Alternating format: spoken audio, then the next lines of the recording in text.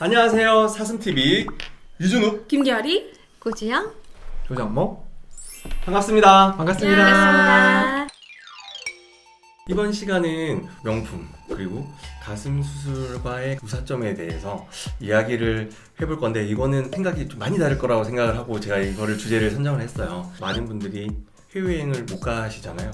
그래서 되게 이제 백화점에 명품관에 줄도 많이 쓰시고 하루 종일 기다려야 되고 이런 걸 많이 보고 있는데 레블론 효과가 이제 코로나 시대에 좀 더 극화된 거 아니냐. 조정호 원장님은 명품이나 이런 거 쇼핑을 하러 가신 적은 당연히 있으시죠? 컴퓨터 관련 비싼 게 있을 맞아요. 것 같아. 그치? 아 그렇죠. 명품 소비나 그런 부분들에 대해서는 저는 이해도가 그렇게 높지는 못해요. 물건은 보이기 때문에 그런가?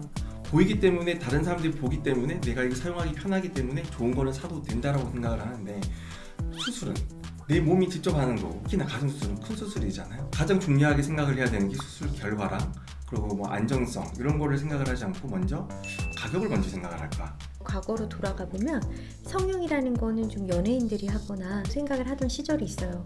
그 시절은 오히려 가슴 수술 가격이 지금보다 더 비쌌죠. 보형물의 원가가 더 저렴했던 시절에도 더 비쌌어요. 성형 수술은 배블론 효과에 요새 안 들어가는 게 아닌가라고 제가 생각을 하는 이유가 뭐냐면 성형 수술 가격 자체가 전반적으로 많이 내려갔죠. 다른 것들이 물가에 오른 거에 비하면은 문턱이 낮아졌다고 저는 보거든요. 과시를 한다는 거는 남들보다 이게 구하기가 어렵고 힘들고 이랬을 때를 얘기를 하는 건데 오히려 너무 대중화됐고 거기서 또 가성비를 찾고 내 가성비를 저는 찾으면 사실 안 되는 분야라고 생각하는 게 의도예요. 이게 몸이고 한 번 하는 거고 정말 정확한 정보가 필요하고 안 맞는 상황이 아닌가 그렇게 생각을 해요. 저는 하나로 한 1억짜리 명품이 하나 있는데 저스틴이라고. 아니 왜냐면 학자금이 1억이 넘어요. 학자금 대출이. 근데 이제 제가 사실 한 소비 중에 근데 저는 결혼 되게 잘했다고 생각하는데 왜 그러냐면 제 자신이 되게 해줘요. 내가 저스틴 앞에서 내가 다른 사람인 척을 할 수가 없어.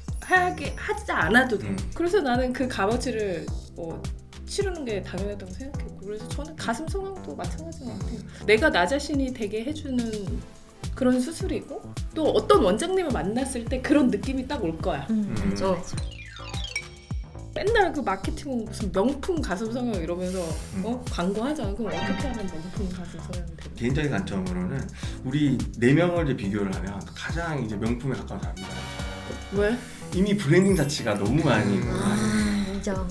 명품을 만들었던 사람은 당연히 그 장인의 그런 솜씨가 당연히 있었는데 마스터는 항상 이슈 메이킹을 모든 사람이 다 했어요. 명품화 다 했던 거고 그럼 그 사람들의 퀄리티가 상당히 좋았던 거예요. 장인의 컨셉에 대해서는 굉장히 동의해요. 저는 사실 국내 가슴 성형 시장의 가격에 되게 불만이 있는 게 보형물에 따라서 가격이 정해지잖아요. 가슴 성형이. 근데 보형물은 정말 우리가 수술할 때 재료일 뿐이지 가장 중요한 거는 수술하는 의사의 스킬인데 보형물은 달라도 신의 손을 거치면 나일산 결과가 틀린다? 아니 내 말은 그 사람한테 맞는 보형물을 초이스하는 능력조차 그 의사의 능력이라는 거예요. 정답 빙고. 그런데 이게 평가하기가 어렵다는 게 문제예요. 그렇죠. 저는 항상 강조를 하고 싶은 게 의료는 다른 분야하고 구별을 분명히 해야 됩니다. 특히나 마케터들이나 다른 분야의 사람들이 늘 오해를 하는 게 의료 서비스를 일반 서비스하고 동일한 선상에다 놓고 접근을 하기 때문에 언제나 무슨 가격적인 면, 마케팅적인 면 이런 데서 저는 문제가 생긴다고 봐요. 의료는 결과의 객관성을 검증하기가 우선 어려운 부분이 있고 환자 개개인의 프라이버시가 있기 때문에 공연하게 결과를 공개할 수가 없습니다. 우리가 수술 전후 사진을 공개하면 사실 누가 수술 잘하고 누구 못하는지를 알 수 있겠지만은 의료법상 금지를 하고 있어요. 근데 그런 상황에서 어느 원장님이 수술을 잘하시는지를 객관적으로 나와 있는 정보를 가지고 파악하기는 굉장히 어려워요. 그래서 현재 상황에서 어떤 의사를 만나는지 어떤 원장님한테 수술을 받는지는 정말 복불복 내지는 지복이다라고 할 수 있을 정도로 이렇게 어려운 상황이라고 할 수가 있죠. 그러면은 그런 상황에서 어떻게 해야 좋은 수술, 소위 말하는 명품 수술을 할 수 있을까요? 사람들이 진정성이라는 게 있잖아요.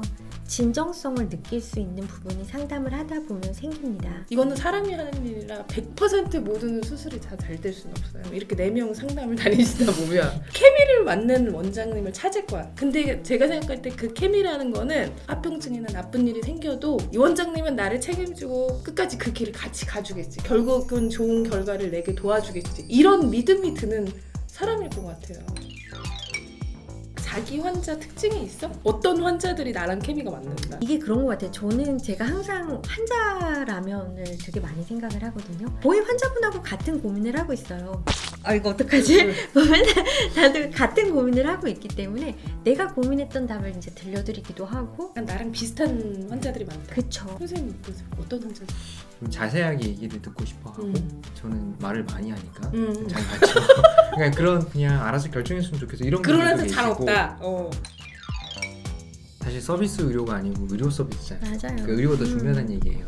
단순 서비스가 아니고 서비스라 하면 재화나 상품 가치가 이제 유형으로 존재하는 게 아니라 무형으로 없어지는 거거든요. 가슴 성형 수술에 있는 가격은 상담 과정, 수술에 들어가는 이 갖가지 비용들 보형물을 포함해서 그리고 그 후에 관리를 어떻게 받느냐 그리고 문제가 생겨서 어떻게 대처하느냐를 다 합친 금액이기 때문에 딱 눈에 보이는 부분이 다는 아니에요. 우리나라 같은 경우는 이제 서비스에 대한 지불 비용에 대해서 좀 관용도가 떨어지잖아요. 그쵸. 이제 물건을 받는 거에 대해서는 비용이 좀 비싸더라도 좀 어느 정도 인정이 되지만 보이지 않는 거에 대해서 비용을 지불하는 거는 좀 저희가 인색한 경우가 많거든요. 미국 가면 머리 자르는데 되게 비싸. 그러니까 근데 우리나라 엄청 싸잖아. 그럼 그래서 사실은 이제 어떤 문제를 해결하는 거에 대한 헤매지 않고 딱 이렇게 할 수 있게끔 가이드를 잡아주고 아주 간단하게 해결해 주는 게 모르는 사람 보기에는 저 사람 별로 한 것도 없는 것 같은데 저렇게 간단한 걸 왜 저런 비용을 받나 라고 생각하는 경우가